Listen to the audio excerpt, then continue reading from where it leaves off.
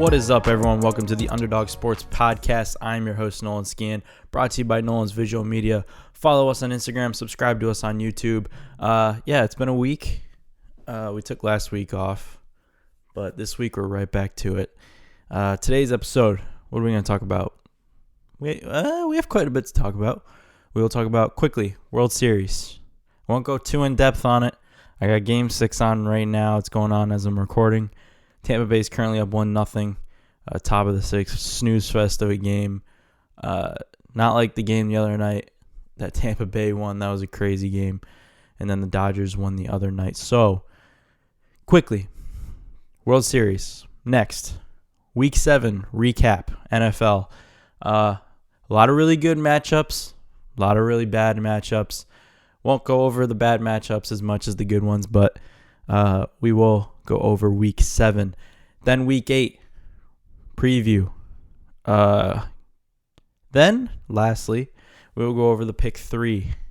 Now, I didn't do it this past week, but we did do it last week. We're currently 5-1 is our record. And, yeah, we're doing pretty well. Let's see if we can continue that streak. If you didn't see my Pick 3 from the week before, it's on the Instagram. Head over. Underdog Sports Podcast is the handle. You can go over, follow us. We post. We try to post as much as we can, but the Pick 3 did get put up on there on Sunday, so I will put this week's up there as well, so you can follow along, play along, and just comment. Let me know what your picks are. So, first, World Series. Last time we spoke, the Dodgers were playing in Game 7. They won Game 7, obviously, and are now playing the Tampa Bay Rays. It's crazy that, just 2 weeks ago, not even, and we're already Game 6 of the World Series. It's going by fast. But who do I think is going to win? I mean, the newsworthy play for the MLB would be to have the Dodgers win, obviously. Coming off LA winning, the Lakers winning the NBA title, obviously the Dodgers winning MLB would just be icing on the cake. You have Kershaw, who's just been chasing that championship. He's played solid in the World Series so far. He finally gets a ring. That would be the sexy term. Tampa Bay winning wouldn't be as sexy, but we always like to root for underdogs. So hopefully they can force a Game 7. We'll get a nice Game 7 World Series title on the line. Winner gets the title. Loser goes home. So we'll see. Currently, Tampa Bay up 1-0 as I'm recording this. All right. Enough about that. Let's get to the meat and potatoes. Week 7 recap of the NFL. My goodness. So the 1 o'clock slate seemed to be the better of the games. We had a lot of good games. The 4 o'clock had a little bit of snooze fest of games. So did the 1 o'clock, but I think all around it was either the game was really close, one possession game, 10-point game, really close, coming down to the wire, or it was a complete blowout. So where will we start? Let's start with Thursday night. And before I say anything, right, I've seen a lot of people so far saying, oh, Carson Wentz, he's back. He's leading his team to a victory. Stop. Carson Wentz sucks, and this game proved it to me, right? You look at, he doesn't do anything so special. If you look at the way the Eagles are set up and just how this game should have played out, the Eagles should have won this game by at least 20. If you're telling me that Carson Wentz is Jesus incarnate, then he probably should be doing a little bit better than barely winning against the Giants. The Giants lost this game. Eagles did not win it. Giants lost it. The Giants were Evan Ingram having slightly bigger hands away from winning this game, and you can't argue that with me. He drops the ball. Even if he extends a little bit more, maybe tries to dive for it, I don't think he sold out the way that he should have. He definitely should have probably, laid out for it a little bit more, and they win the game. They get that first down, they win the game. People were saying Daniel Jones tripping on the TD run actually, in hindsight, benefited them, took more time off the clock, and it ended up in a touchdown anyway. So The Eagles didn't win this game. You can't tell me Carson Wentz went down, marched down the field, and won this game for the team. Giants should have won this game. They were up 21-10 with like 6 minutes to go in the game. So you can't tell me that this was all Carson Wentz. He didn't do anything in the first half. They had 7 points in the first quarter and 3 points in the second quarter. They got to come out better than that if you're telling me that Carson Wentz is the way he is. So that's my thoughts on that game. Carson Wentz still sucks. Don't care. There's no way, especially now with the Cowboys losing Andy Dalton and they're just collapsing, there is no way the Eagles can't win the NFC East. The impossible division for a team to just win. It's so insane that they are so shitty that a team that's 2-4-1 is in the lead in the NFC East. That is insane to me. All right, moving on. Let's go to, Chargers and Jaguars. This was a good game. Teams in the game aren't very exciting, but there is one highlight that I'd like to point out in this game. Justin Herbert is for real. He's legit. Him staying at Oregon and getting his degree shows he's a smart kid, and shows that the experience that he gained by staying that extra year has translated into the NFL, and I think he is flourishing before our eyes. He is going to be great for years to come. He's not afraid to throw the deep ball. He's not afraid to make mistakes. Yeah, when you're throwing to Keenan Allen, Keenan Allen can catch anything. So I have a hard time believing that if you throw to Keenan Allen 60 times a game, he's going to catch at least 30 balls. Like, it's just like maybe more, maybe 40. But Justin Herbert, he looked accurate down the field. You know, he's mobile. He can get away. He can get out of the pocket, run, catch first downs on his feet. He's just the whole package. And I think LA should be very happy because they have a future quarterback now after Rivers is gone. So great game by the Chargers. They looked phenomenal. Yeah. All right, next game. Chiefs and Broncos. It was all Chiefs. No need to comment on that there. The 49ers and Patriots. I don't even know if I want to even acknowledge that game. Me being a Pats fan. That might have been the worst I've seen the Patriots play in a very, very long time. We didn't get to go over the game last week against the Broncos, but that's definitely a close second. The game against the Broncos just looked like a Broncos red zone drill in practice. Every time I was looking at the game, the Broncos were in the red zone. And it made it even worse of a game because the Broncos couldn't score touchdowns either. So it was just like, who's going to score touchdowns? This is just a field goal battle. So it is what it is. The 49ers are another crumbling team. It's been unfortunate for them just with injuries. I think they lost Raheem Mostert again. Garoppolo isn't 100%. Kittle, I don't think is ever 100%. Bosa's out for the year, obviously. And then it's just tough for them. And then for them to go in and just rout the Patriots like that, I think gave them a lot of confidence. Cam Newton looked terrible. He looked like the old Cam Newton. I don't know what happened. It was the worst I've seen him play probably since the one of the two games he played last year for Carolina. And it's the worst game I've seen the Patriots play in probably my lifetime. That was a terrible game. That's all I got to say about that. Buccaneers and Raiders. The Buccaneers absolutely shit on the Raiders. Wasn't even close contest from the beginning, really. I mean, from the gate, the Buccaneers were after it. Tom Brady, almost 400 yards, 5 total touchdowns. It's insane. And on top of that, we get Antonio Brown signing with the Buccaneers for 1 year, up to $2.5 million.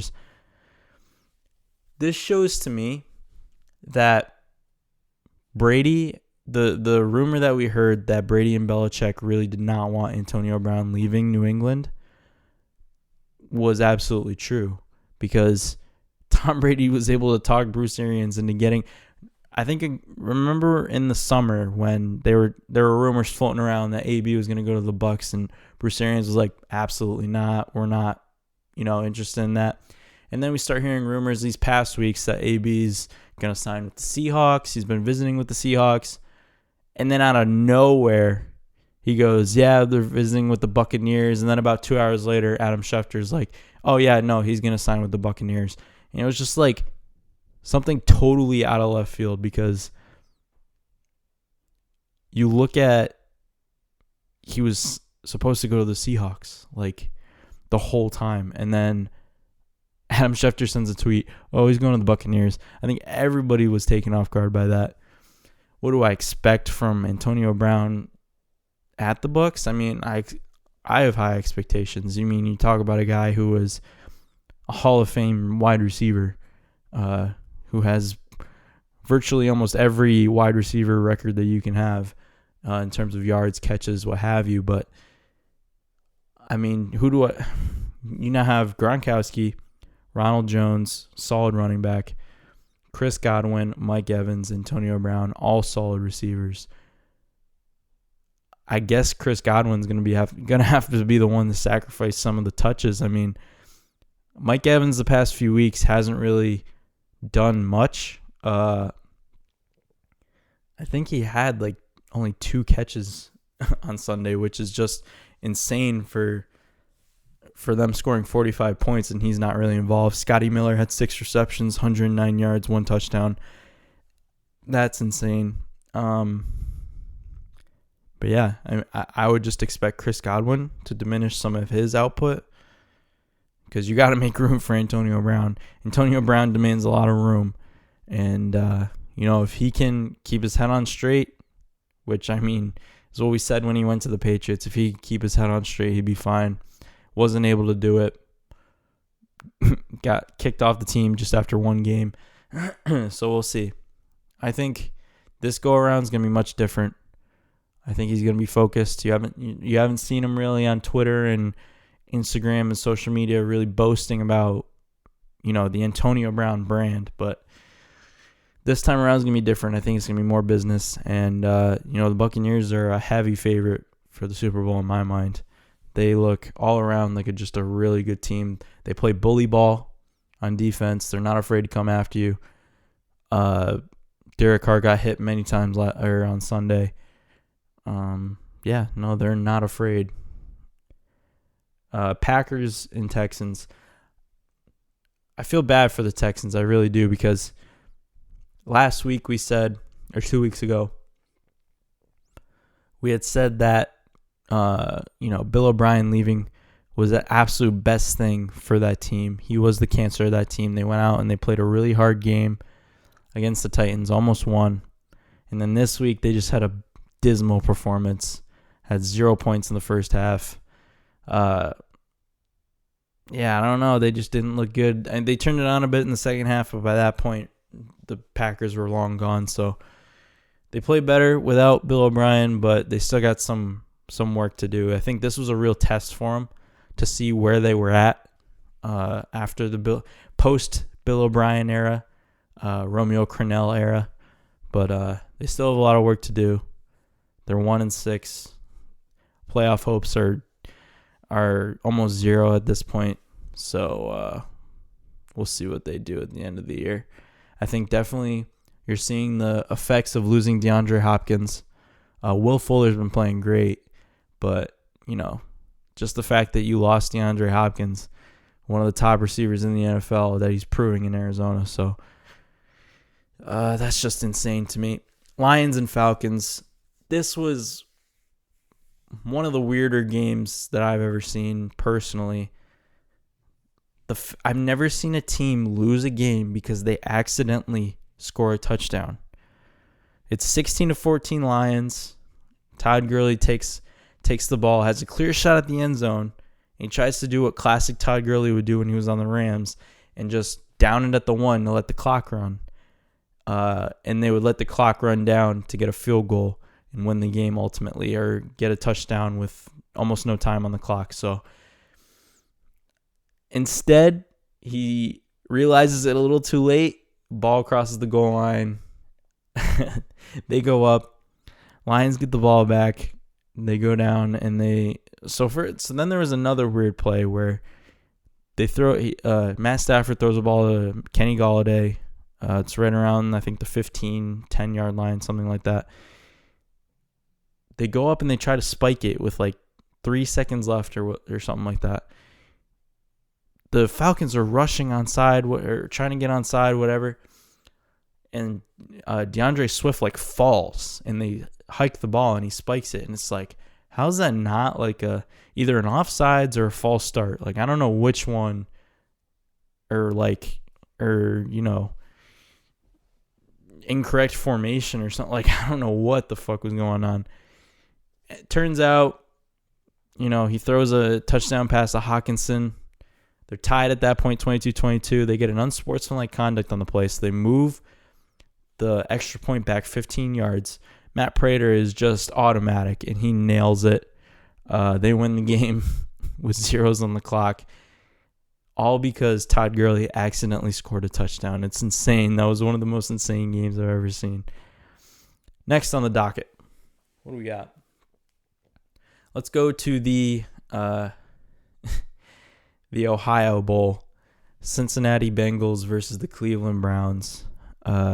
It was looking grim there in the beginning for the Browns. First of all, losing OBJ, which we later found out was a torn ACL. He's out for the year. Heartbreaking news if you're a Cleveland Browns fan. But the Browns came out to play. Cleveland was up, or Cincinnati was up. Joe Burrow was playing great. Everything was going good.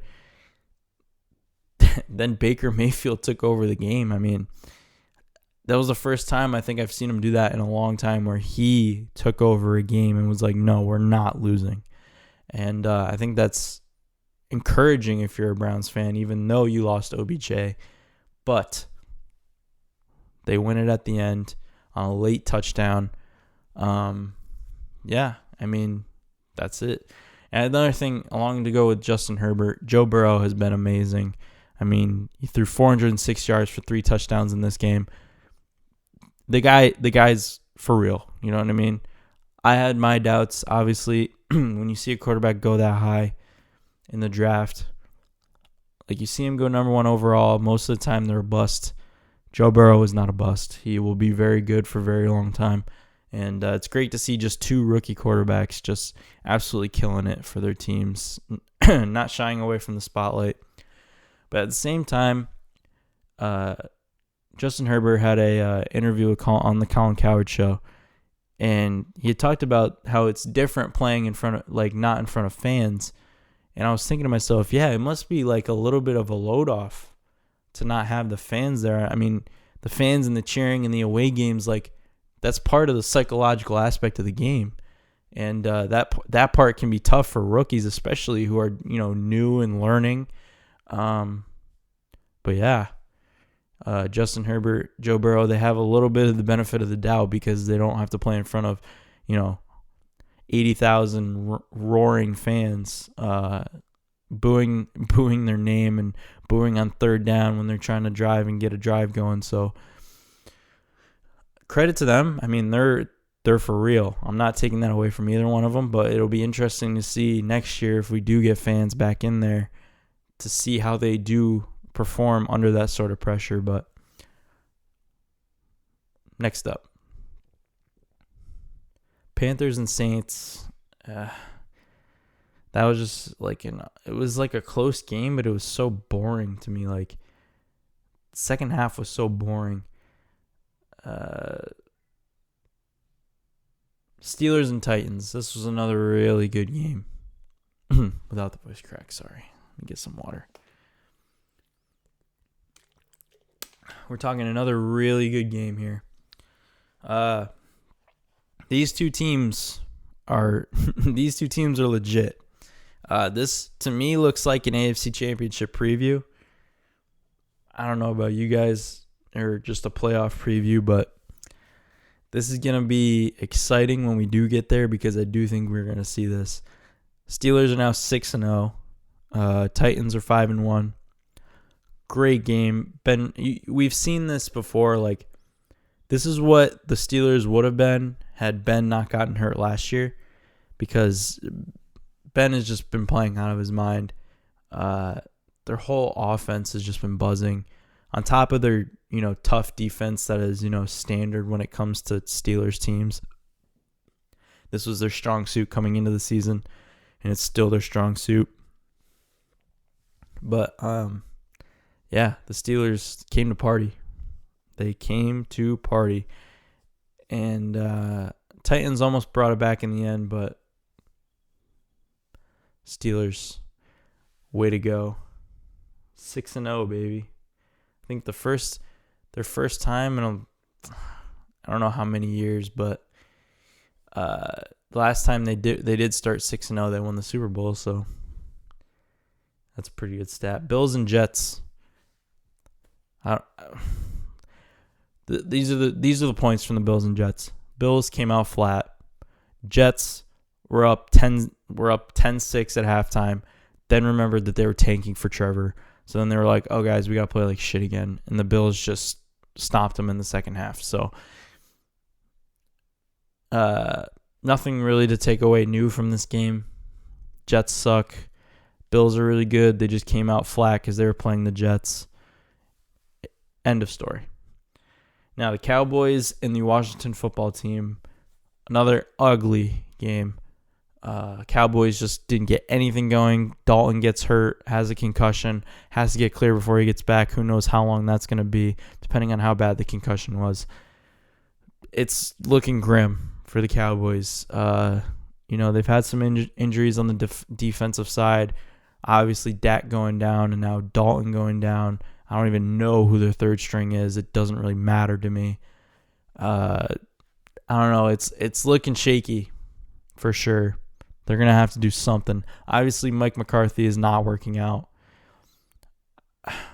I really didn't think he was the guy in the beginning, or like when we said this last season on the podcast, and I still don't think he's the guy.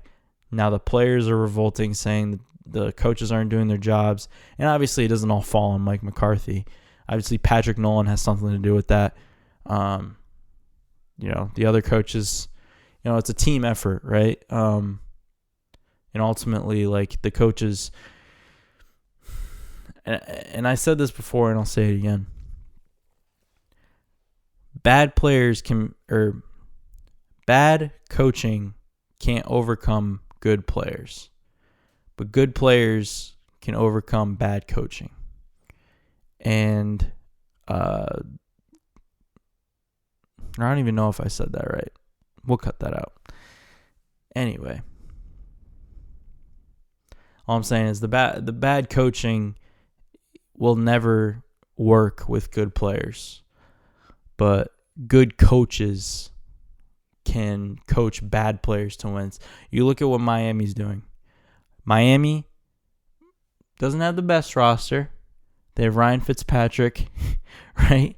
They have him Fitzmagic, and they're making it work, and they're winning, and they're turning that culture around. It's quite the opposite. I mean, it's polar opposites what the Jets and the Miami Dolphins are doing. You look at the Jets, they hired Adam Gase. Hasn't really worked out. They get Le'Veon Bell. They get Sam Darnold. Everything's looking up. Adam Gase goes in there. And now it's just been like Sam Darnold's not the guy. They release Le'Veon Bell, who wasn't like, it's like, let's look at our problem. Is it our coach is really bad? Our quarterback's really bad. Let's get rid of the running back that we overpaid. Makes no sense. And it just shows that the ownership and front office of the Jets does not know what they're doing. They can't look at the problem and find a solution. They looked at the wrong thing and came to a bad solution, and then they gave the Chiefs Le'Veon Bell pretty much. So you gave a good player to a really good team. And it's like, come on. What are you doing? Le'Veon Bell was not the problem. Le'Veon Bell was not the reason that you haven't won a game this year.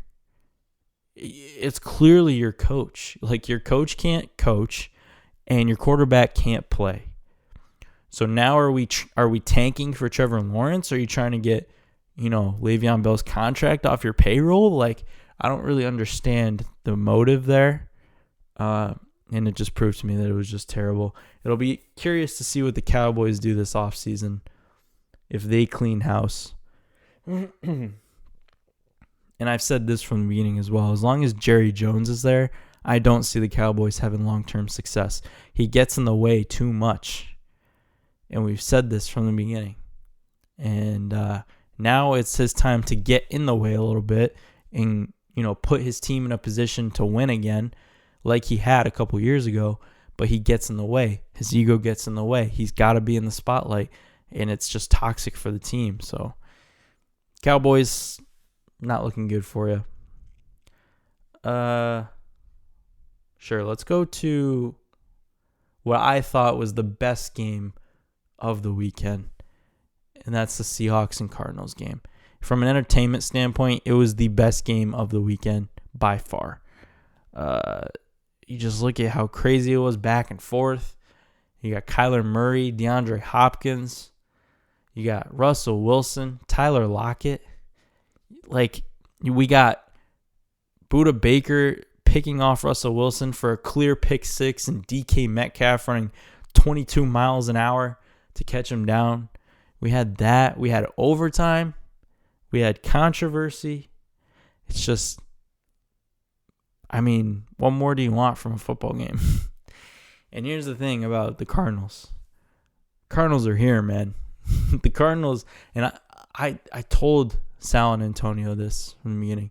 The Cardinals are in a win now scenario. They want to win now. And they've got their quarterback. They got a piece in DeAndre Hopkins, who right now is the number one wide receiver in the NFL. So they're real. Their defense is real. That secondary is tough. I think DK Metcalf only had 2 catches for 27 yards or something like that. They were able to contain the best wide receiver. Now, Tyler Lockett had himself a phenomenal day. We're talking 200 yards, 3 touchdowns, 15 receptions. They could not stop Tyler Lockett for whatever reason. Patrick Peterson and Budda Baker were on him multiple times. They just couldn't stop him. And it made no sense to me. Yet they can stop DK Metcalf, who's twice or thrice his size. Kyler Murray is incredible. Kyler Murray, you just look at these young stars that we have in the NFL, and it just makes me so happy because that we have entertainment for years to come. You look at Justin Herbert, you look at Joe Burrow, you look at Kyler Murray. It's insane. You look at Josh Allen. We have these polarizing quarterbacks that are great for the game and are winning. You know what I mean? They're winning. Josh Allen's winning. Kyler Murray's winning. And these are teams that haven't been good in the past years, and they went in and turned it around. Kyler Murray went in there and instantly turned Arizona around. Now, I give that a lot to Cliff Kingsbury. I'm not denying that. He is a huge part of what's going on. But at the same time, Kyler Murray has been as effective as you can be. When it comes to him running down the field, he's so fast. He's small. His legs move so fucking fast. He's able to roll out of the pocket. He knows when the pressure's coming. But at the same time, can deliver a ball downfield to DeAndre Hopkins. And he can, fit balls into tight windows. And he can, do all these things because of that baseball background. And he can just sling it. So it's very incredible what his skill set is. And I'm very excited to see him grow as a quarterback. And Arizona's for real, man. Seahawks are 5-1 now. Cardinals are 5-2. They're right there. They're in the mix, man. And I obviously think they're going to make the playoffs. I said that from the beginning. They're right there. Now let's go to another boring game. Monday night. Chicago Bears versus Los Angeles Rams. This was another boring game. Los Angeles was in control the whole time. Chicago really didn't do much. Nick Foles didn't even have a touchdown pass. And like I said 2 weeks ago, the Bears are probably the worst. I said 5-1 team. They're the worst 5-2 team now. I don't know how they keep winning. And it's just like, and my answer was Nick Foles. Nick Foles couldn't do it last night, and it was just Jared Goff all the way. Jared Goff really played tremendously well last night. And, the Rams are pretty good. Moving on. Let's move on to Week 8. All right? Let's go through some of what we have going on for Week 8. Let me get there. We have Falcons-Panthers. I think the Panthers will win that game. I think it's a no-brainer. Patriots and Bills. We'll get into the pick 3 later on. But Bills are minus 3.5. Over's 43. I would take the under for sure. Patriots can't score a touchdown worth of shit. And the Bills came out flat this week, so we'll see what happens next week. Rams and Dolphins. Dolphins coming off a bye. Tua is going to be the starter. This is just incredible to me. Another preview for the pick 3 later on. We have Colts and Lions. Colts looked good in the beginning. Phillip Rivers is still Phillip Rivers. Matt Stafford is still Matt Stafford. We'll see. I mean, Lions are 3-3 now. They're looking to get into that plus 500 column, so we'll see. Titans and Bengals. I think this will be a really good game. I think people are probably going to chalk this up to a Titans blowout. I think the Bengals keep it close and they make it a really interesting game, but we'll see. Raiders and Browns. Could be another really good game. We'll see how the Raiders bounce back to their embarrassing loss to the Bucs. We'll see how the Browns respond to losing Odell, and at the same time, Baker Mayfield coming off a really good game. So we'll see how that goes. Vikings and Packers. Vikings not doing so hot this year, coming off a bye against the Packers. This might be a game, and I'll put out my prediction right now. This might be a game where the Packers lose a step and they come out lazy, they come out flat. Vikings might throw Aaron Rodgers around a little bit. He might get pissed. The Vikings, I'll say it right now, the Vikings might win this game. And we'll remember that for the next episode. Jets and Chiefs, don't care. Chiefs are minus 19.5. It should be 25.5. Chiefs win that game big. Game of the week is going to be the Steelers and Ravens. This is just a great matchup on paper. You have a very solid defense with the Steelers going up against Lamar Jackson and that, ever-changing offense of the Baltimore Ravens. And then you have the Steelers with their offense and what they can do against the Ravens' good defense. So we'll see. Chargers and Broncos. This should be interesting. We have Drew Lock versus Justin Herbert. Two young guys going at it. I think the Chargers win that game. And Broncos are plus 3. So Broncos are the underdogs. So we'll see. Saints and Bears. This might be an ugly-ass game. Saints haven't really done much to impress me. Bears haven't done much to impress me given what last night's game looked like. So, I mean, chalk it up. It's like a pick at this point for me, but I guess I'll pick the Saints. 49ers and Seahawks. This might be a good chance for the Seahawks to bounce back after, losing a game like that. So, I'd take the Seahawks minus 3. Cowboys and Eagles. My goodness. What a matchup against two winning franchises, right? Eagles are minus 7.5. This is another preview for my pick 3. 7.5 might be too many points because not only do these teams have really bad offenses now with the Cowboys on their third-string quarterback and the Eagles don't really have much going on. Zach Ertz was out. I don't know what his status is if he'll be playing in this game. They don't have Miles Sanders. I don't know if he's out again, but we'll see. I don't think these teams can really score. touchdowns like that, but I think it'll be a close game and it'll just be a crapshoot. It'll be like an 18-13 game, something like that. And then we have the Monday night game. Oh my God, the Cowboys and Eagles are the Sunday night game. That sucks. That actually sucks. Wow. Okay. Monday night. Buccaneers at Giants. Another shitty game. I don't even understand why the Giants are. It's plus 10.5. Why is it plus 10.5? The Buccaneers just blew out the Raiders, and they're the best offense in football right now. It should be more than that. It should be like 15. The over-under is 46. I'm going to take the over, truthfully, because I think the Buccaneers could score 46 points themselves. They scored 45 this week, so yeah. So that's it for the Week 8 preview. Sorry. Now let's get to the pick 3. What everyone came here for. Number 1. Drum roll, please. Miami plus 4. Here's why, right? You look at how Miami has played. They have played so tough. They've played so tough. They've been on top of it the entire year. Do I think Tua starting changes anything? No.